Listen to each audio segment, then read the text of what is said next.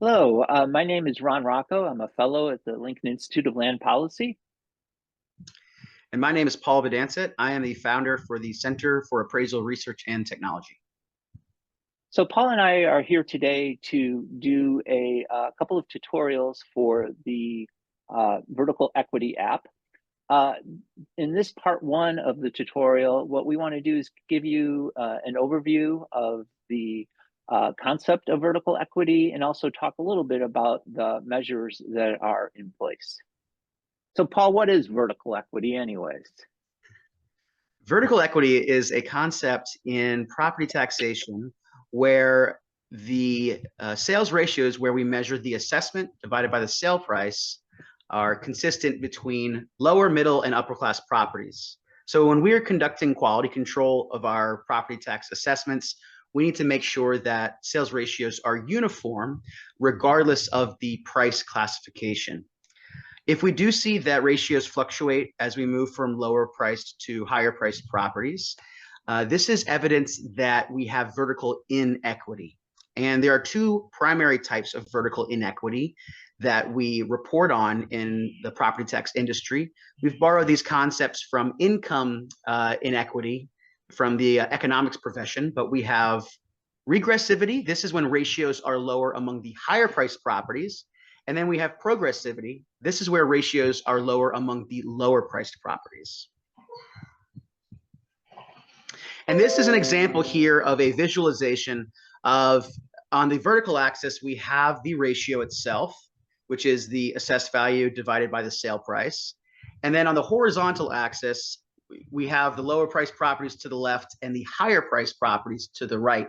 And we can see that there's a bit of a trend line that as we move from the lower priced properties to the higher priced properties, well, the assessed values are not capturing as much of the market value. So in a perfect world that doesn't really exist, we would see all of these dots would be right on the one. But we realize that this is an unrealistic expectation, though it is something that we do need to inspect. So you would think that vertical equity is really just kind of a pretty basic concept, and that its measurement would be pretty straightforward. But it turns out that's not really the case. And really, I think the critical factor there is that when Paul mentioned that we are looking at the assessed value versus the market value, the problem really is that the market value of any property is really unknown. We have sale prices, and sale prices can be an indicator of market value, but real estate is a very illiquid asset. So the price that a property commands in a market transaction, you can have situations where people overpay for properties because they really want them.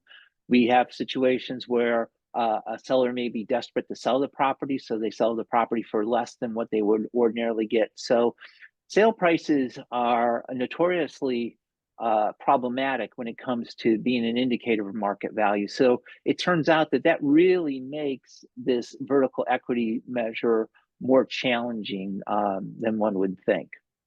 Fortunately, that we do have detailed guidance that's provided by the International Association of Assessing Officers standard on sales ratio studies. The IAAO provides two vertical equity measures in the standard. One is called the price-related differential. The other is the coefficient of price-related bias. To give a little bit more context on these two metrics that Ron has introduced, the PRD, the price-related differential, this is the original metric used in our industry to measure vertical equity or vertical inequity, but it is identified as a somewhat flawed metric. Some of one of the main pros for this metric is that it is simple and easy to calculate. However, the results can be distorted even if we have just a few properties or ratios that are deemed outliers. It can lead to a misleading, a false indication of regressivity. It can be a useful indicator, but it's typically does require more analysis to give some diagnostics to estimate whether or not vertical inequity is present in our assessments. What is often heralded as a more accurate or more improved estimate of vertical inequity is the coefficient of the price-related bias. So it is a more robust measure that is not as susceptible to the influence of outliers or extreme values, such as the PRD, but it is quite a bit more difficult to calculate than the PRD. There are many more complicated steps in it. It does require a regression analysis to be performed to estimate that coefficient. And some academic research has found that any sort of regression-based vertical equity measure, such as the PRB, may be prone to indicating regressivity, even if there is no bias present. So we can get those false indicators that can be quite detrimental and misleading to an assessor's office. So this is something that we cite here from McMillan and Singh in their 2022 presentation, or excuse me, paper, Measures of Vertical Inequality in Assessments.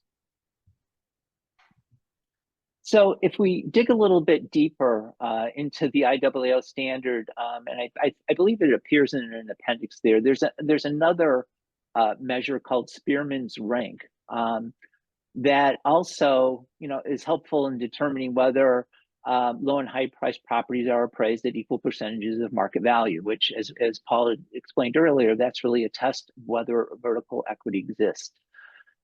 So what Spearman's rank does is it measures the strength and direction between two rank variables. So in the case of the assessment process, where we rank all of the sale prices from the lowest sale price to the highest sale prices.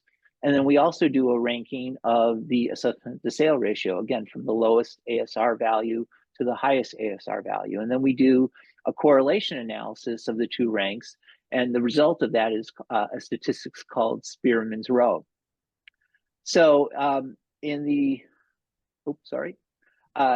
you look at the plot below, if we have vertical equity, we would expect to see a very low correlation and a very low Spearman's rho value if there is no correlation between the ASR and the sale price. And that's pretty much what's happening in the distribution here.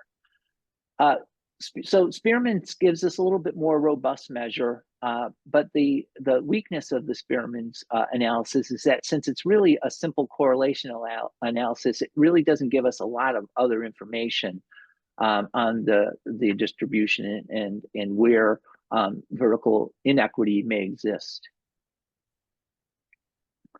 A new measure that has recently come into the assessor's realm are Gini measures. Now, Gini measures have been used in economics for almost a century now, and it's a very common way of measuring inequity. I think we see it a lot in analyses of income taxes and whatnot, but as I mentioned, we really have not used it that often in the assessment realm. Carmela Quintos of the New York City department, New York City, has written a paper recently on how Gini measures can be used for measuring vertical equity and property tax assessments. And it really provides us with a very novel and interesting way of testing for vertical equity. So Gini's also use a ranking of sales and assessments in their calculations, similar to what we saw in Spearman's ranks, where we rank the sales and assessments from their lowest and highest values.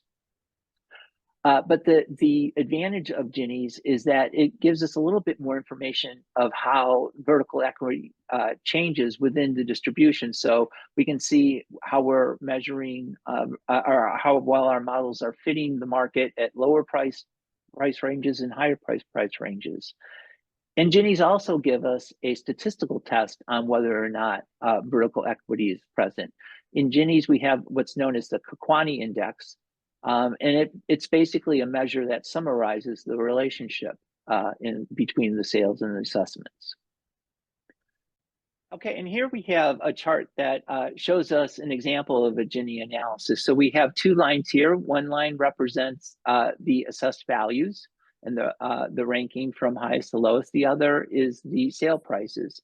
And to the extent that the two lines track together, that means that the assessments are closely reflecting the sale prices throughout the price ranges, and that gives us an indication that vertical equity is present.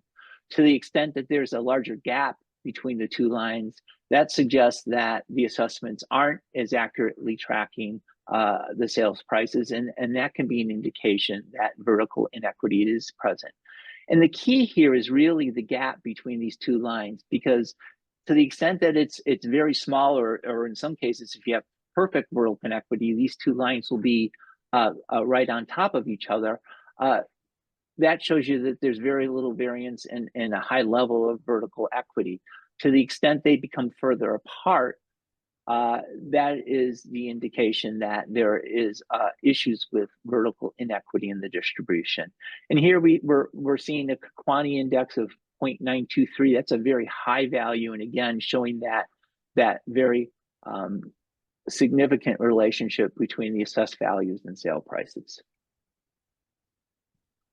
So one of the takeaways we'd like you to have from this is that the measure, as we mentioned at the outset, the measure of vertical inequity can be quite tricky, and the notion that there may be just one or a best measure of vertical inequity really is an elusive concept. That a lot of these approaches do have strengths, but they also have weaknesses. So what we have found is that the better approach is to calculate and evaluate several measures of vertical inequity for a given distribution. That way, it gives us a more complete picture as to what's going on. And it's interesting, the IAAO had a statistical studies task force in 2023 that looked at a lot of these vertical equity measures, and that task force essentially came to that same conclusion, that and they stressed the importance of looking at several inequity measures. So that is really the concept that we used when we built the vertical equity app with Paul and our partners at the Center for Appraisal Research and Technology. So we provide you with not only the calculations of the vertical equity measures that we've gone through today, plus an additional one with a decile analysis, which we will show you in the demonstration. But we also provide some guidance as to the interpretation of those results. So with that, we hope you've enjoyed this part of the presentation. And if you're interested in a demonstration of the app, we urge you to look at the second tutorial that is on this page. Thank you. Thank you.